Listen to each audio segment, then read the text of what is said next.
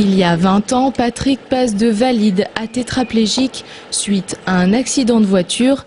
Cette nouvelle vie dans un fauteuil va le pousser vers les associations.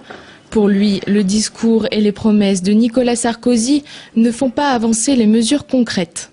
On parle beaucoup du handicap en ce moment parce que depuis la loi de février 2005, il y a des échéances qui se rapprochent de plus en plus.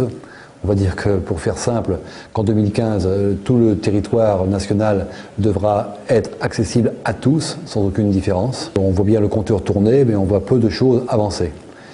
Cette loi de 2005 est loin d'être appliquée. Les collectifs réclament, entre autres, un taux d'emploi de 6% des personnes handicapées, un revenu d'existence actuellement à 648 € par mois, revu à la hausse, et un accès facilité partout.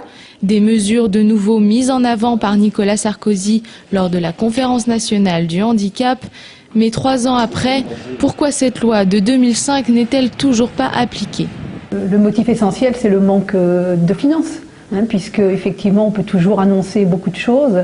Si on ne met pas les financements à côté, ça sera extrêmement difficile. Pourquoi promulguer des lois finalement qui ne peuvent pas être appliquées à cause de moyens financiers ? Ça permet effectivement de faire patienter les personnes, donc de créer de l'espoir, et espoir qui sont souvent déçus pour les personnes en situation de handicap. Donc je trouve un peu dommage qu'il vaut mieux annoncer moins et faire qu'annoncer beaucoup et faire très peu, quoi. Donc je crois que c'est là le vrai problème.